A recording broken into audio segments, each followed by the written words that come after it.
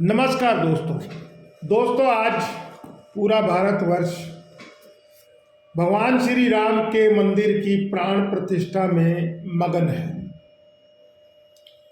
और धर्म और आस्था के विचारों के बीच में पूरा देश खुशियां मना रहा है।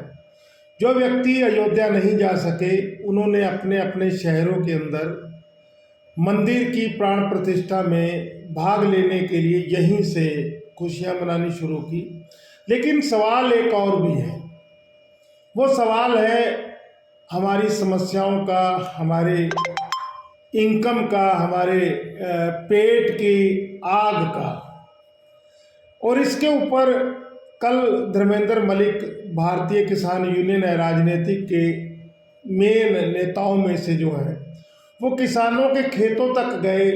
किसानों की जो गन्ना बढ़ोतरी को लेकर उनके विचार थे उनके ऊपर उन्होंने विचार विमर्श किया और किसान भी काफ़ी खुल के बोले। हालांकि ये सभी किसान पश्चिमी उत्तर प्रदेश के थे। वहाँ पर गन्ना क्रैशरों के ऊपर 400 रुपये क्विंटल का रेट है, गन्ना कोल्हुओं पर भी बहुत अच्छा रेट है।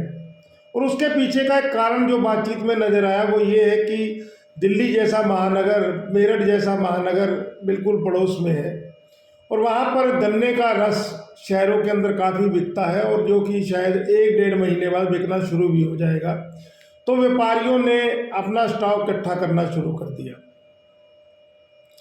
दोस्तों, जो किसानों के विचारों को जानने का मौका मिला तो किसान कह रहे थे कि उनको 400 रुपया नगद मिल रहा है तो वो शुगर मिल में क्यों जाएंगे।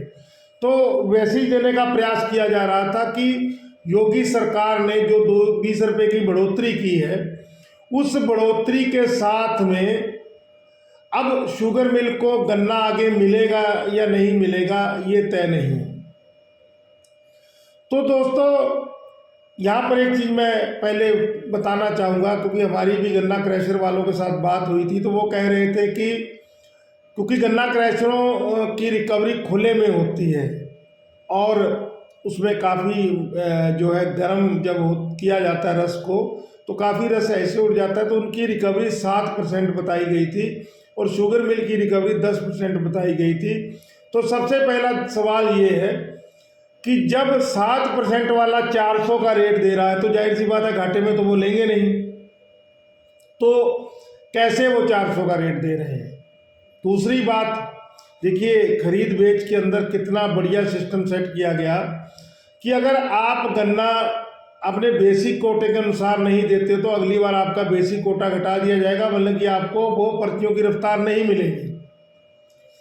तो कहने का मतलब है जब दो व्यापारी अपने सामान का आदान प्रदान करते हैं तो उस समय दोनों के पास बराबर की अधिकार शक्ति होती है, जबकि किसानों के मैटर में ये नहीं है। शुगर मिल 370 के रेट के ऊपर गन्ना खरीदेगी सरकार के द्वारा निर्धारित करने के ऊपर, और अगर किसान गन्ना नहीं देगा तो बेसिक कोटा प्रभावित होगा।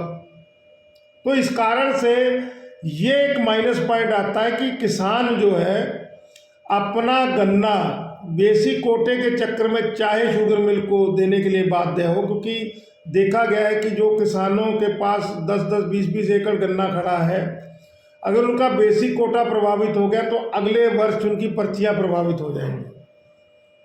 तो सोचने का विषय है। जबकि इस समय गन्ना कोल्हू जो है वो 400 का रेट दे रहे हैं पश्चिमी उत्तर प्रदेश में। हालांकि हमारे लखीमपुर खीरी के जो गन्ना क्रैशर है या कोल्हू हैं वो तो सरकार के कदमों में ही कदम रखेंगे और किसानों का जम के शोषण करेंगे, क्योंकि उनकी बढ़ोतरी शायद 330 के ऊपर नहीं अभी गई है।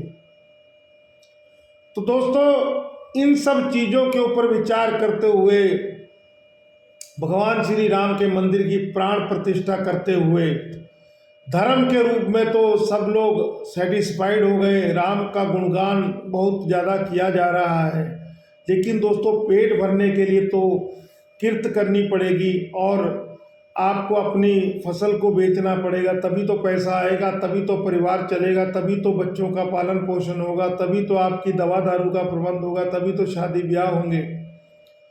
अब जब ये चीज़ें जो है आदमी को सही तरीके से सही रेट नहीं मिलेगा, वाजिब रेट नहीं मिलेगा, तो नुकसान के अंदर कितने दिन तक वो करेगा और वो अपनी ज़मीनों को बेच के भागेंगे। तो यही तो सरकार चाह रही है, यही तो व्यापारी चाह रहे हैं कि सब लूट लिया जाए, मतलब कि नकाब उठाकर सब लुटेरे इकट्ठा हुए हैं।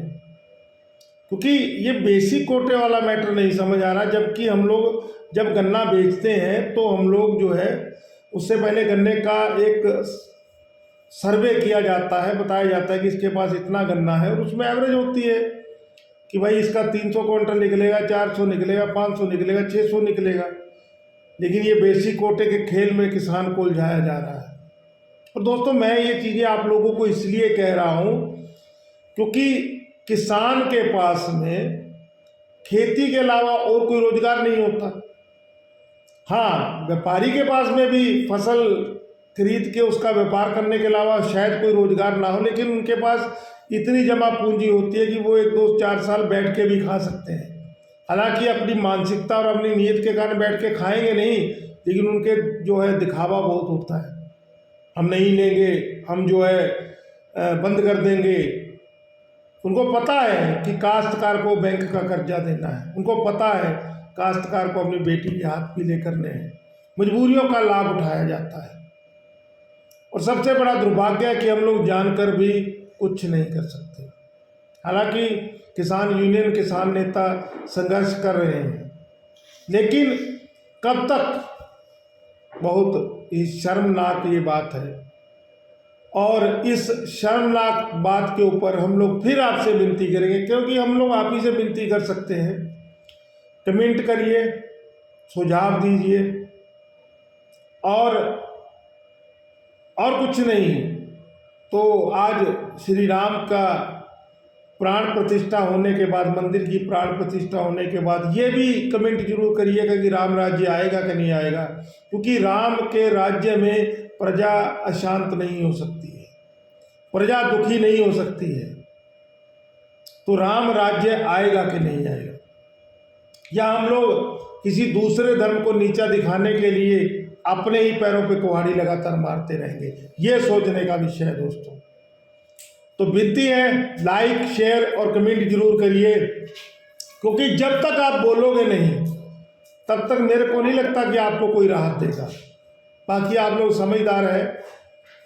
मैं आपका दोस्त चंदन सिद्धू, जिला उपाध्यक्ष भारतीय किसान यूनियन अराजनैतिक, फिर से सवाल उठाता हुआ और लगातार सवाल उठाता हुआ विनती है, जवाब जरूर दीजिएगा। जय हिंद दोस्तों, जय जवान जय किसान, धन्यवाद।